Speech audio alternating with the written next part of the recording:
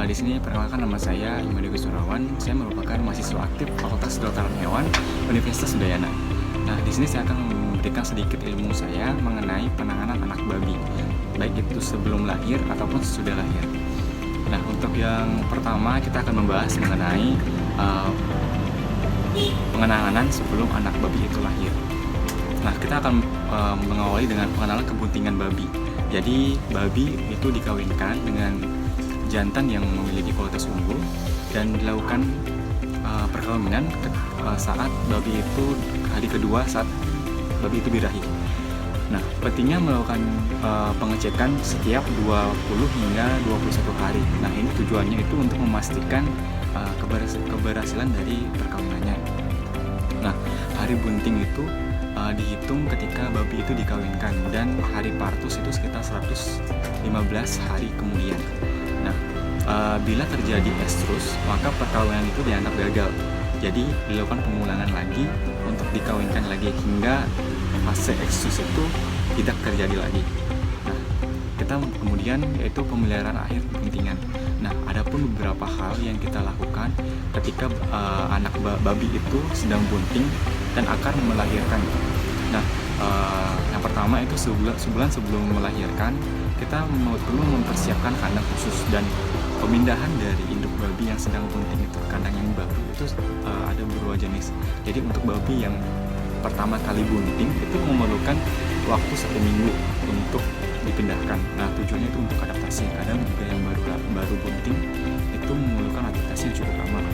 Kemudian untuk yang sudah pernah bunting itu hanya memerlukan 3 hari untuk bisa beradaptasi gitu. Kemudian kandang yang disiapkan itu harus memenuhi beberapa syarat. Nah, untuk syarat yang pertama itu adalah ruang yang cukup.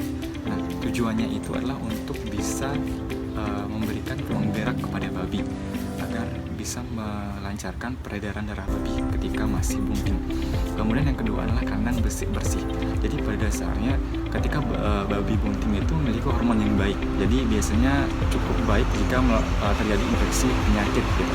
Jadi pentingnya di sini adalah membersihkan kandang. Kemudian yang terakhir yaitu jauhkan babi yang sedang bunting dengan babi yang lainnya. Itu tujuannya adalah untuk tidak terjadi kebisingan. Biasanya babi yang sedang bunting itu sering sekali terjadi stres. Ini diakibatkan oleh adanya babi lain yang terlalu berisik gitu. Kemudian induk yang akan melahirkan tentunya kandang itu diberikan desinfeksi dan induk dimandikan. Nah, berikutnya itu proses kelahiran. Proses kelahiran itu ada 3 stadium. Ada stadium persiapan, stadium pembukaan, dan stadium pelepasan. Nah, untuk stadium persiapan itu untuk yang gejalanya itu perut turun ke bawah, kemudian urat daging sekitar pulpa itu mengendor, kemudian pulpa itu membengkak dan berwarna merah. Kemudian ambing dari babi itu akan mendaras dan puting akan berwarna kebiruan.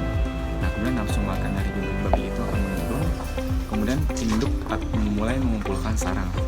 Nah, kemudian air susu akan keluar 12 jam sebelum melahirkan. Kemudian fase stadium pembukaan. Nah, stadium pembukaan ini memiliki beberapa tanda. Yang pertama, rahim akan mulai berkontraksi.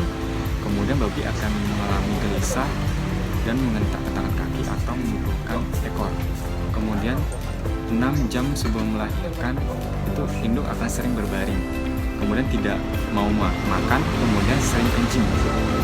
Kemudian akibat hal ini, maka pulpa itu akan memberikan tanda turun ke bawah dan tubuh akan tampak lebih memanjang, kemudian serviks akan terbuka lebar. Nah, bila serviks ini tidak terbuka, maka akan menghambat dari proses kelahiran anak babi, dan tentunya ini cukup berbahaya untuk anak dan induk babi. Kemudian yang terakhir yaitu fase pelepasan. Nah, fase pelepasan ini berlangsung biasanya 1 hingga 12 jam. Bila lebih, ini menandakan teridentifikasi ada kelainan pada induk babi. Kemudian janin ini akan keluar saat terjadi kontraksi rahim dan terjadi kekejangan perut. Nah, babi yang sedang melahirkan itu selalu dalam posisi yang berbaring. Nah, dalam hal ini tentunya babi memerlukan suasana yang tenang. Nah, kegagalan dari kelahiran babi ini disebabkan oleh beberapa faktor. Faktor yang pertama itu adalah lingkungan yang terlalu bising. Jadi diusahakan babi yang akan melahirkan itu perlu suasana yang cukup tenang dan tidak juga terlalu ramai. Nah, kemudian adalah kekurangan hormon. Untuk babi yang kekurangan hormon perlu diinjeksi obat oksitoksin atau obat lain yang memiliki aktivasi oksitoksin. Nah, kemudian kita akan berbicara mengenai penanganan anak babi setelah lahir. Nah, ada beberapa cara yang kita perlu lakukan ketika anak babi itu sudah lahir. Nah, yang pertama kita melakukan keluarkan plasenta. Keluaran plasenta ini bertujuan agar tidak dimakan oleh induknya. Nah, induknya ini dipastikan jangan sampai memakan plasenta agar hal ini tentunya akan mengakibatkan adanya gangguan pada sistem pencernaan. Selain itu juga untuk menghindari induk babi memiliki sifat kanibalisme dan memakan anaknya sendiri. Kemudian lepaskan anak babi itu dari selaput lendir yang menutupi lubang mulut dan hidung. Kemudian yang kedua adalah pemotongan tali pusar. Tali pusar ini memang akan terputus sendirinya dari induknya. Kemudian untuk tali pusar di dalam anaknya itu harus dipotong. Nah, ukuran ideal dari pemotongan tali pusar untuk anak babi itu biasanya 2,5 cm dan dipastikan tidak terlalu panjang, karena bila terlalu panjang itu akan terseret oleh induk anak babi, dan hal ini tentunya akan membuat sebuah sumber penularan penyakit. Kemudian yang ketiga itu ada pemotongan gigi. Pemotongan gigi biasanya wajib dilakukan karena pada dasarnya anak babi itu ketika baru lahir memiliki gigi yang cukup tajam. Nah, pemotongan ini bertujuan agar tidak melukai induk babi. Jadi anak babi yang akan meminum kolostrum induk itu jika giginya terlalu panjang akan melukai induknya sendiri. Nah, jika luka ini menjadi sumber penularan penyakit. Jadi ini merupakan pencegahan dari penularan penyakit sebenarnya. Kemudian yang keempat itu pemberian susu. Pemberian susu untuk anak babi itu dipastikan memberikan kolostrum ketika setelah lahir. Nah, tujuannya itu untuk mendapatkan pembentukan antibodi dari induknya. Nah, kolostrum ini mengandung protein globulin yang berguna untuk membangun kekebalan tubuh dan untuk dapat mencegah adanya infeksi suatu penyakit. Nah, kolostrum itu menjadi pertahanan anak babi pada umur 10 hingga 14 hari. Nah, setelah dari 14 hari, maka kekebalan kolostrum itu akan menurun. Ketika umur 3 minggu, maka anak babi akan mendapat pertahanan dari luar. Nah, umumnya anak babi akan memerlukan 1,5 liter susu per ekor. Nah, produksi susu akan meningkat pada minggu ketiga dan akan mulai menurun pada minggu ke-6. Dan pada minggu ke-8 itu akan mengalami produksi yang menurun drastis. Nah, maka dari itu, pada minggu ke-6 tentunya diberikan asupan makanan tambahan dan juga dikenalkan pengenalan makanan ransum. Maka juga nanti setelah kolostrum itu habis bisa kita berikan ransum layaknya babi dewasa. Kemudian kegagalan dari tidak keluarnya susu disebabkan oleh beberapa hal. Nah, yang pertama itu udara yang terlalu panas ataupun juga yang terlalu dingin. Jadi diusahakan untuk suhu udara itu tidak terlalu panas maupun dingin karena akan mengganggu proses keluarnya air susu. Kemudian juga difaktori oleh diare dan atau konstipasi. Kemudian yang ketiga yaitu pergantian tempat yang mendadak. Nah, babi itu pada dasarnya memiliki sifat jika pergantian tempat yang mendadak akan cenderung lebih stres gitu. Jadi diusahakan agar tidak stres sehingga induk babi itu dapat lancar dalam mengeluarkan susu. Kemudian yang keempat adalah ransum yang tidak sempurna. Nah, ransum yang tidak sempurna ini tentunya akan membuat kegagalan air susu akibat diare pada akhirnya. Kemudian yang kelima yaitu penyakit mamin atau mastitis. Jadi mastitis ini bisa mampu mengakibatkan tidak kegagalan dari keluarnya air susu.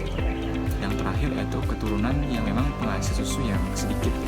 Jadi yang terakhir ini memang benar kita susah mengusahakan, karena jika memang babi itu dari keturunan yang memang bukan penghasil susu banyak, ya tentu akan tidak bisa diusahakan bahwa babi itu harus menghasilkan susu yang banyak. Jadi kalau memang udah sedikit ya memang itu keturunannya memang sedikit menghasilkan susu. Kemudian yang kelima adalah suhu kandang wajib optimal. Jadi untuk anak babi yang usia 3 hingga 10 hari itu adalah masa yang sangat kritis pada anak babi. Nah, tentunya hal ini menjadi sering babi terkena penyakit gitu. Kemudian sering juga kedinginan. Nah, dengan hal ini tentunya kita bisa mencegah dengan cara memberikan lampu untuk menghangat tubuh pada anak babi bisa agar tetap terjaga.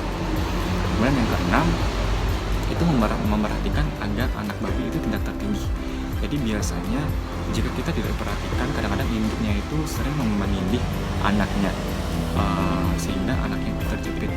Padahal anak yang baru lahir itu memiliki tubuh yang sangat lemah. Jika tertindih langsung itu biasanya langsung mati. Jadi angka mortalitasnya itu sangat tinggi di bagian ini gitu, bisa dan usahakan agar tidak tertindih dari induknya. Kemudian yang ketujuh adalah memberikan tanda pada anak babi. Jadi anak babi yang baru lahir, mungkin biasanya anak babi yang lahir itu biasanya jumlah 12. Idealnya berjumlah 12 anak babi. Nah, agar bisa membedakan dengan satu dengan yang lainnya, perlu memberikan tanda pada anak babi. Nah, tandanya itu memiliki fungsi untuk mengetahui pertumbuhan, kemudian untuk mempermudah seleksi, dan yang terakhir itu mempermudah data administratif. Kadang administratif ini biasanya ketika kita melakukan vaksinasi itu sangat penting adanya data kapan dia lahir, kemudian umurnya berapa, kemudian jantan atau betina. Itu sangat penting kita bisa melakukan vaksinasi ataupun mendiagnosa suatu penyakit lainnya. Nah, yang berikutnya adalah pemberian tanda dilakukan pada anak babi yang saat itu umur 3 minggu dan dapat dilakukan dengan sistem kerat atau lubang, telinga, atau juga sistem tato. Kemudian yang ke-8 kita bisa melakukan kastrasi. Nah, kastrasi ini sangat baik, wajib dilakukan pada anak babi dan sangat baik dilakukan pada anak babi yang benar masih awal, dan tidak dianjurkan melakukan kastrasi pada babi yang sudah dewasa karena akan cenderung lebih stres. Nah, tujuannya itu untuk mempertahankan kualitas daging. Nah, pada biasanya kualitas daging pada anak babi yang dikastrasi itu jauh lebih baik ketimbang yang tidak dikastrasi. Kemudian yang kedua itu penimbunan daging dan lemak itu lebih baik ketimbang yang tidak dikastrasi. Yang kemudian itu menghindari jantan dengan kualitas yang buruk.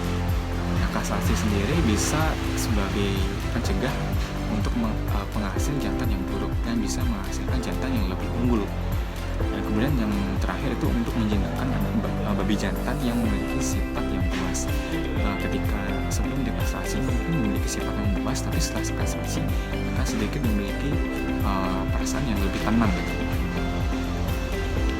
Nah, gimana sih cara kastrasi? Jadi cara kastrasi itu ada 2 cara, yaitu cara terbuka dan cara tertutup. Nah, cara terbuka itu dilakukan dengan cara pembedahan, yaitu mengambil testes atau ovari dan kemudian dipotong.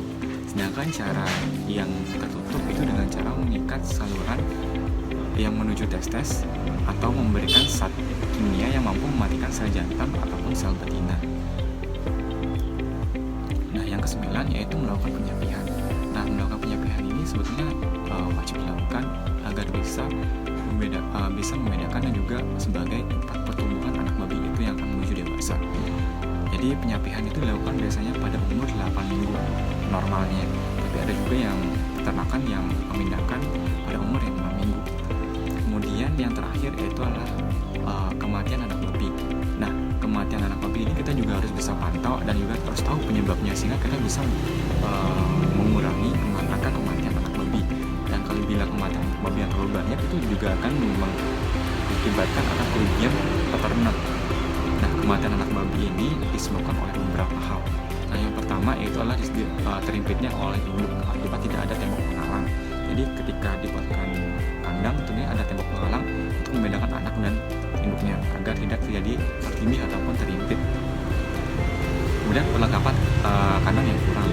Nah, kelengkapan kandang yang kurang tentunya akan mengakibatkan kekurangan dan tidak ada penanganan yang baik untuk induk ataupun anak babi, sehingga ini juga menjadi faktor kematian anak babi. Kemudian yang ketiga adalah air susu yang kurang. Nah, air susu yang kurang itu sangat juga menjadi faktor, karena apa? Air susu juga kan menjadi sistem pertahanan tubuh awal. Jadi kalau tidak ada air susu yang cukup, itu akan membuat kematian yang cukup banyak. Dan yang keempat adalah kekurangan zat makanan akibat ransum induk yang baik. Jadi bila zat makanan atau ransum yang tidak cukup, maka akan memperhambat akan air susu yang akan diproduksi. Kemudian yang terakhir adalah pemahaman dari peternak terkait cara menangani anak babi. Jadi jika peternak tidak memiliki keahlian atau pengetahuan yang cukup, tentunya tidak memiliki pemahaman tentang bagaimana perawatan, sanitasi, atau pencegahan penyakit pada anak babi. Padahal anak babi itu akan gampang terserang penyakit.